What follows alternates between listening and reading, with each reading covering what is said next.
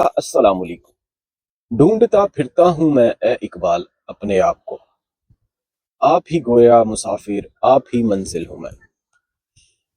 ढूंढना किसको होता है? अपने आप को। मंजिल कौन है? हम खुद। ये सफर हमें अंदर की तरफ करना होता है। जो भी बाहर की तरफ करते हैं वो भटक जाते हैं। राह फरार अख्तियार करने वाला भगोड़ा होता है, अपनी जिम्मेदारियों से भागने वाला होता है।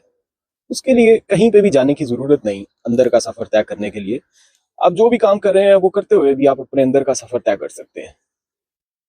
राह फरार अख्तियार करना भगोड़ा कहलाएगा। मैं इसी तरह एक कहानी पढ़ रहा था कि उसमें लिखा था कि एक गांव में कंजूस था, महाकंजूस था कि बेकारियों को भी पता था कि इसके दरवाजे पर नहीं जाना।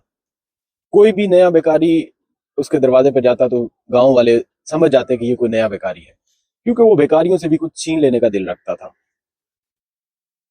एक दिन ये हुआ कि वो महाकंजूस वो एक दुकान पर जाता है। वो उसको जाके कहता है कि मुझे तुमसे एक दुआ करवानी है। दुकानदार भी सोचता है कि चलो आज ये आया है तो कुछ इससे निकलवा लेने का मौका है। उसको जाके कहते हैं कि जी देखो, मेरी बीवी बीमार है, मुझे ये दुआ करवानी है कि वो मर जाए। कहते हैं ठीक है, बट ये बताओ कि तुम कितना पैसा दोगे। वो कहते हैं कुछ शर्म करो, मैं तुमसे मौत की दुआ करवाने आया हूँ। जिंदगी की दुआ करवाता तो फिर भी तुम पैसे मांगते मुझसे। कुछ शर्म होनी चाहिए। मतलब कि वो किसी को मारने के लिए शर्म नहीं कर रहा, और उससे पैसे मांगते हुए वो उसको कह रहा है कि कुछ तो शर्म करो।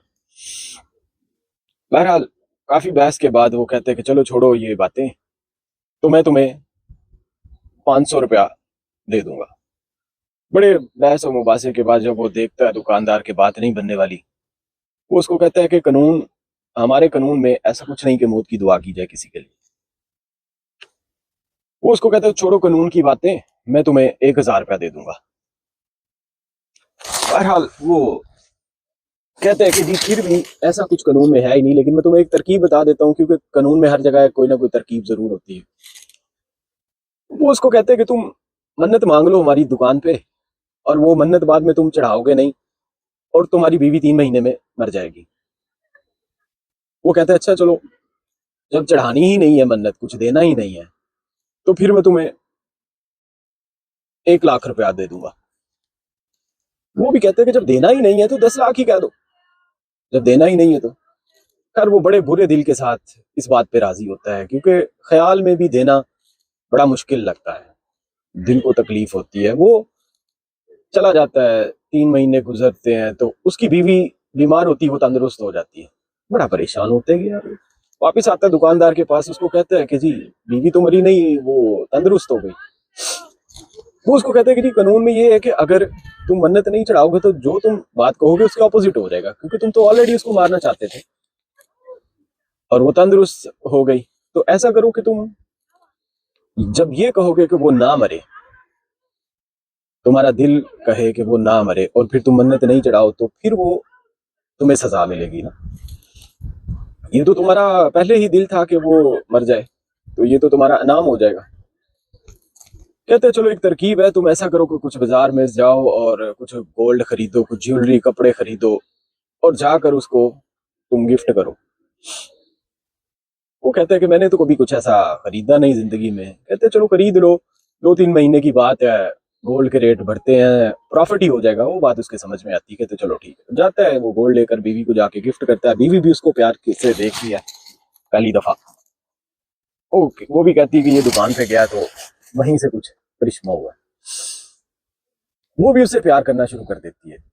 दिन गुजरते जाते हैं तो वो भी सोचता है कि यार ये बीवी तो बड़ी अनमोल किस्म की है, ये तो बड़ा प्यार करती है। मैं तो खाम खा इसके मरने की दुआ कर रहा था।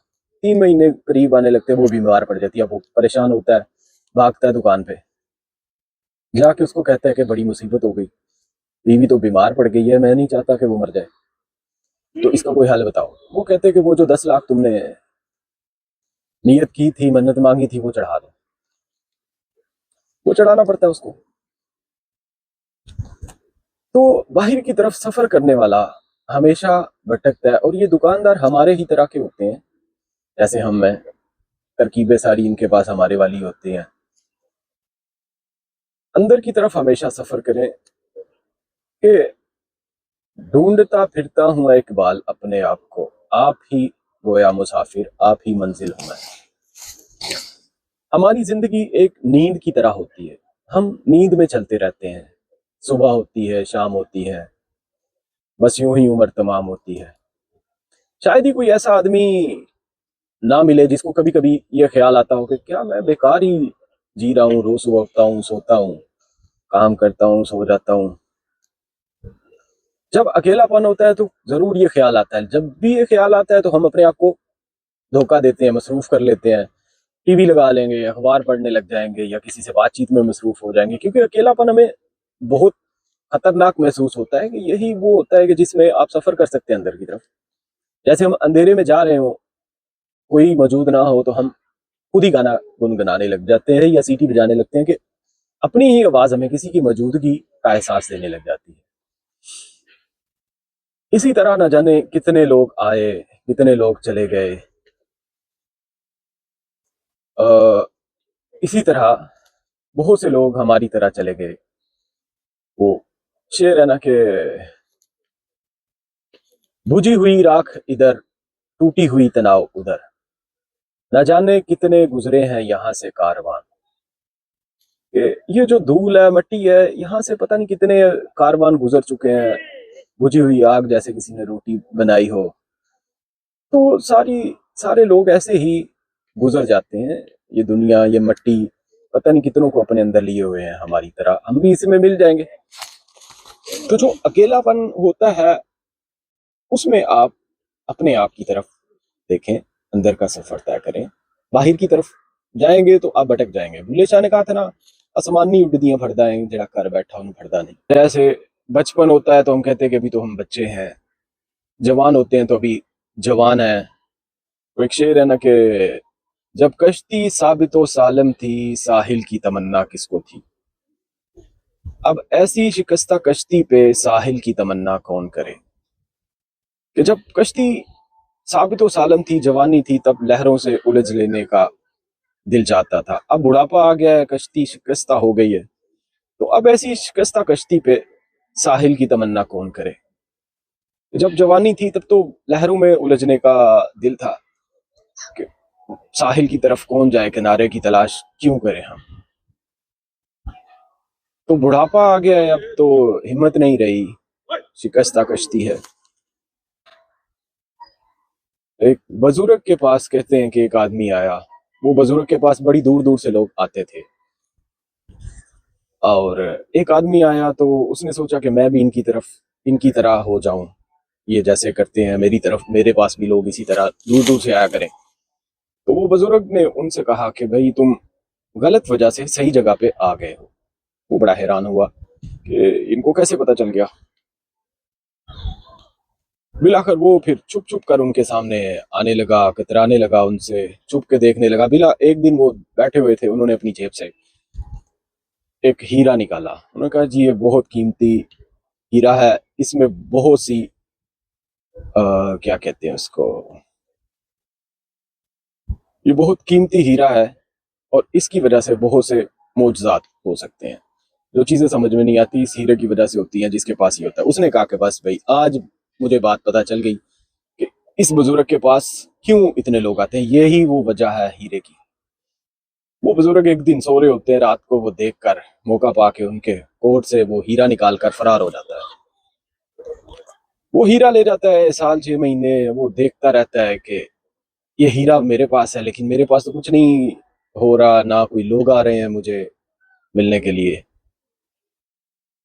वो बुजुर्ग आते हैं उसके दरवाजे पे, दस्तक देते हैं एक दिन। तो वो कहते हैं कि जी वो हीरा लाओ, अब मुझे दे दो, उससे तुम्हारा कुछ नहीं बनेगा।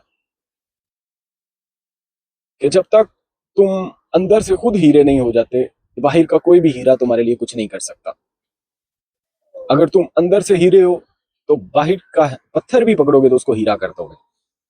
और अगर अंदर से पत्थर हो तुम और बाहर के हीरे भी पकड़ोगे तो उसको तुम भी पत्थर कर दोगे।